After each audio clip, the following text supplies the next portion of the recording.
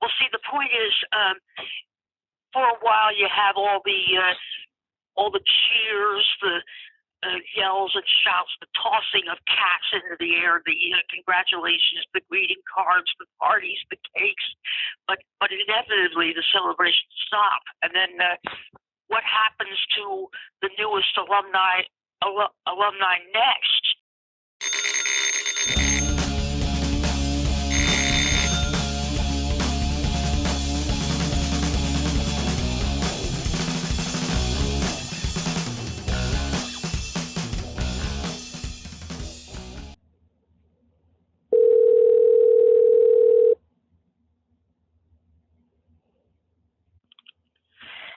Hello. Hi, Suzanne. How you doing?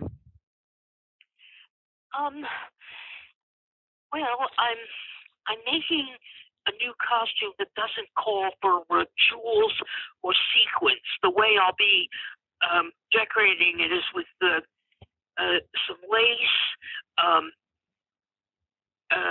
loose and strung pearls. But the majority of, but most of the decoration will be satin stitched embroidery. Yeah, that sounds interesting. What colors are you using? Well, for a long time, I wanted to make a fancy cape that was yellow on the outside and white on the inside with yellow inserts. But then I thought, if I go to all the trouble to make that cape, what do I wear with it?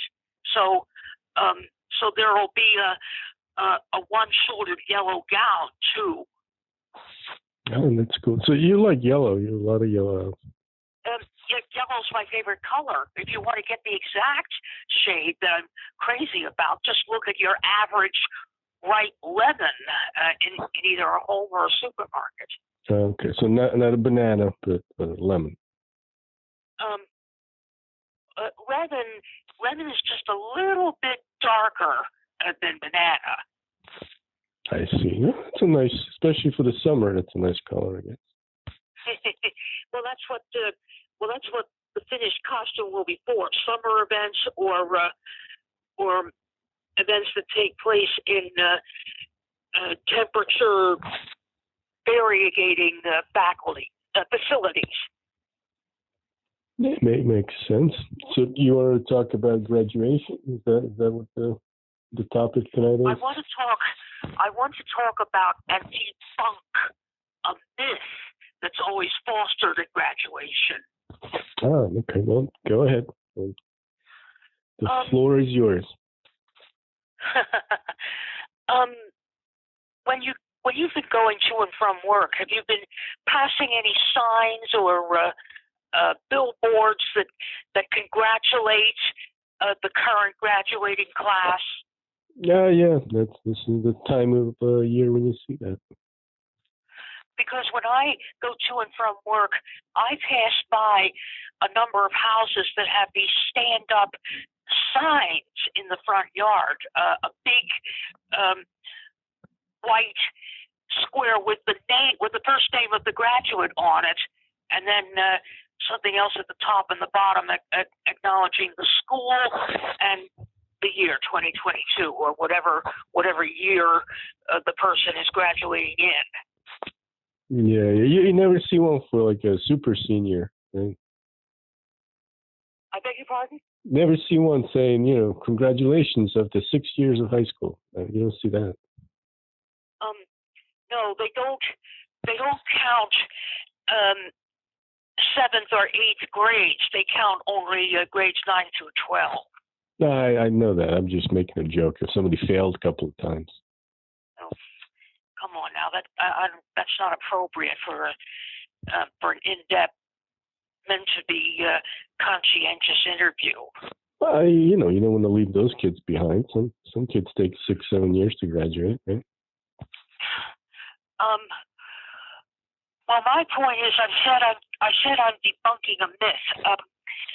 Some slogan or a quip that might be printed on greeting cards or sometimes on celebratory cakes or spoken to the graduates is, The world is yours.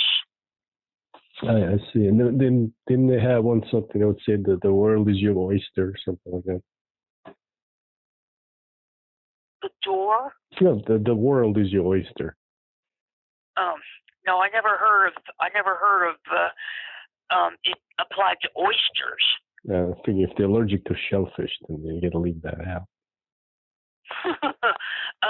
Well, see, the point is, for a while you have all the cheers, the yells and shouts, the tossing of cats into the air, the congratulations, the greeting cards, the parties, the cakes, but inevitably the celebrations stop. And then what happens to the newest alumni next? They're set to. They say now they have to make their mark on the world or earn their place in the world, which means they have to go out and look for jobs, and that doesn't mean that they get a job, they get jobs right away, or that they automatically gain some high rank in a company or corporation. Every company has some ladder of hierarchy, somewhat like the ranks in the different armed forces. Well, if you made a lot of great achievements while you were in school, they won't count when you try to get a job. No, you got to start at the bottom. Right? That's right. You can't start at the top or even somewhere high up. You're stuck with an entry level position, and then you try to assert yourself, and you're bogged down by rules and regulations, and usually the higher ranking people in whatever entity it is. So what's the myth that you want to dispel? The world is yours. You can't make your mark on the whole world immediately upon graduation. You're stuck with starting small and building up gradually, if you can build up at all. Right. So you think that's a false advertisement? What? It's the false advertisement. Yes, it is. Mm-hmm. And who should we blame for that? Who should we write to? No, blame. Who should we blame to? Blame. Well, some people say the phrase right then and there, one-on-one to a new alumnus or alumna, the way you and I are talking directly right now, or the signs put up as a slogan on billboards or congratulatory cakes or maybe greeting cards. So the originators of those objects are the ones to blame. Mm-hmm. So do you think people end up being disappointed shortly after graduating? Yes. I had a job interview the day after my college graduation for an assistant teacher's job. I all through the last few days before I graduated, and on the day itself, and on the next day, I felt content. Everything seemed so perfectly set, so guaranteed. And then after I had the job interview, I never heard from the school again. Mm-hmm. But it usually takes more than one job interview to get the job. Of course, but I ended up having a lot of them and getting nowhere. And when I wasn't traveling to or from a job interview, my parents bore down on me about having too much leisure time, and my mother especially said, "You better get on your toes and find a job, or else." Mm-hmm. And they were all teaching jobs? Is that what you were going for?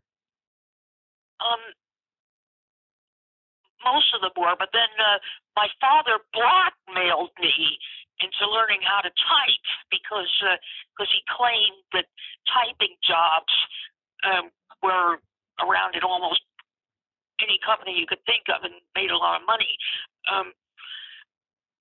So in the end,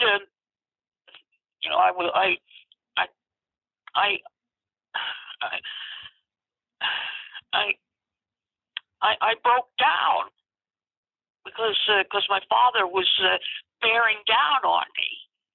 I learned how to type, and then I was told, go look for some secretarial job. Well, there also I had many interviews, but no fruitions. I was sidetracked from looking for a teacher's job to looking for a secretarial job because I had been blackmailed into learning how to type. In the end, I ended up in this Philadelphia job that had absolutely nothing to do with teaching or performing arts. I see. So, wait, was your major in college education? Is that what you majored in? I majored in early childhood education. Okay, and then you got certified and all that. Well, that's the idea. You're supposed to get certified, but I never could find the right information about how to be put through it. Your school's supposed to do that, and it's supposed to put you through like practicum and that kind of stuff to get your teacher's license. I did have a student teaching course during my last half year of college. Did you have to take I don't know if they had it back then, but I think it's called praxis exam. Practice exam? It's a praxis with an X. No. I don't know. No, but I never heard of them in my time. Yeah, that's what they would make you do that now in order to get your license to your teacher's license certification. That we call it.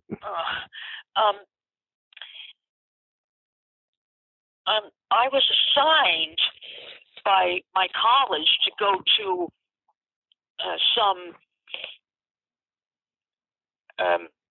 early childhood facility elsewhere in Philadelphia, and then when I had been there a while, I was called back, and then they assigned me to another one.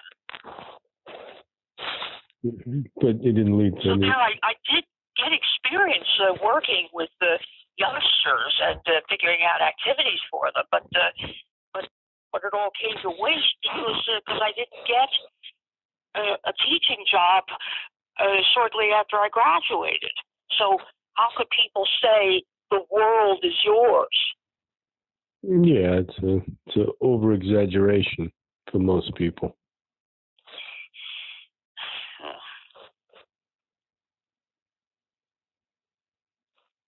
So you were working as a typist? Yes. And that I really don't like to disclose because my mother said I could not call myself a performing artist unless that was how I spent my time 24/7, 365. You should have told her she never saw you type. Tell her it's an art form. Well, she typed. She had a job as a medical secretary. Mm-hmm. Well, back then that was. I mean, even today, obviously, you have to type using a computer keyboard instead of the typewriter, but it's the same skill. Yeah. Well, also being channeled through a lot of complexities that tend to veer you off course. Whatever your original objectives were, you don't get to keep them intact. They get sidetracked, they get distorted, or annihilated altogether. Yeah, that's true. It seemed. I mean, that statement about if you're not making money selling art, you're not an artist. I don't agree with that.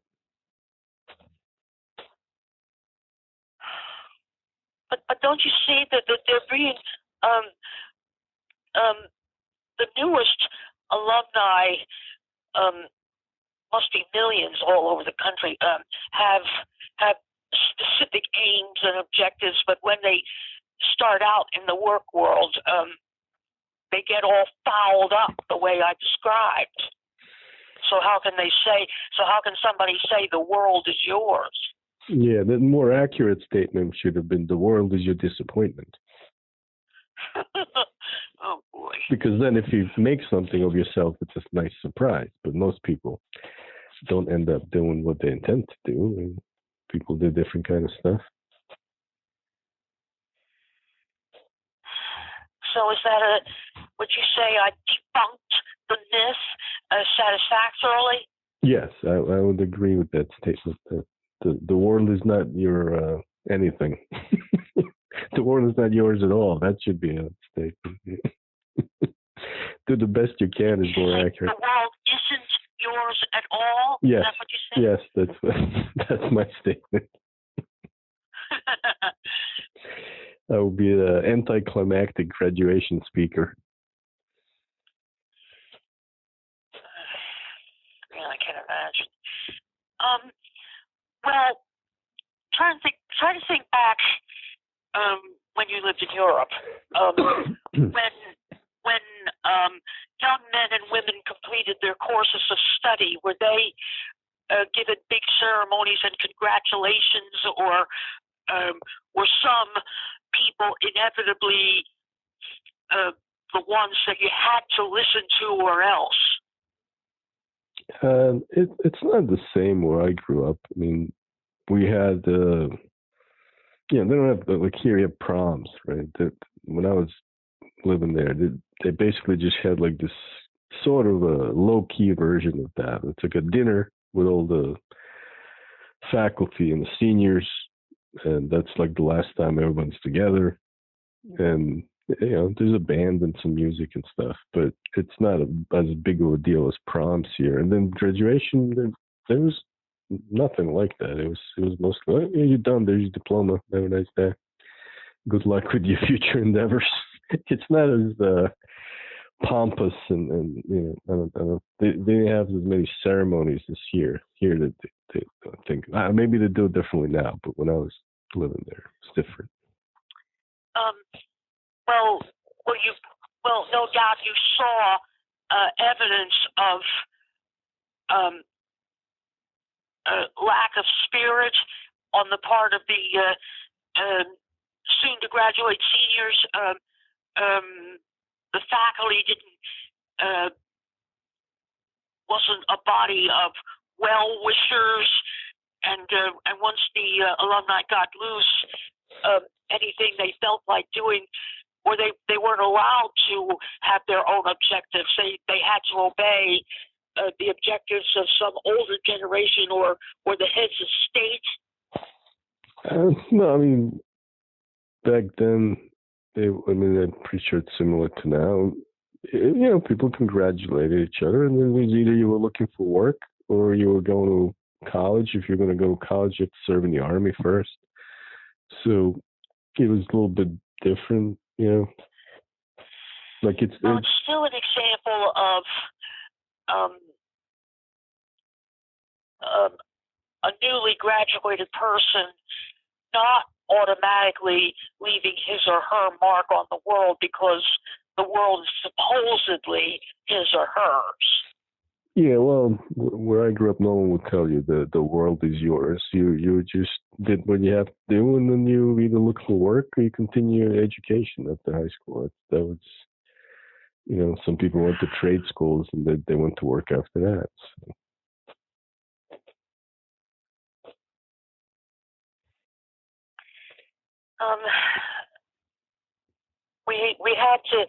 I had to speak on this topic now because you figure from early, or at least from mid-May through mid-June, there must be hundreds of thousands of education institutions graduating the latest classes, and wishing them well, and then but then the alumni have bitter struggles ahead of them. Yeah, I mean, I think that everybody would have some sort of struggle, no matter what you do. I mean, unless you come from an extremely privileged background and, I don't know, a wealthy family, everyone's going to start somewhere, and you work your way up and do the best you can. I don't think that's very unique to any place in the world. Everyone deals with their own issues, I guess.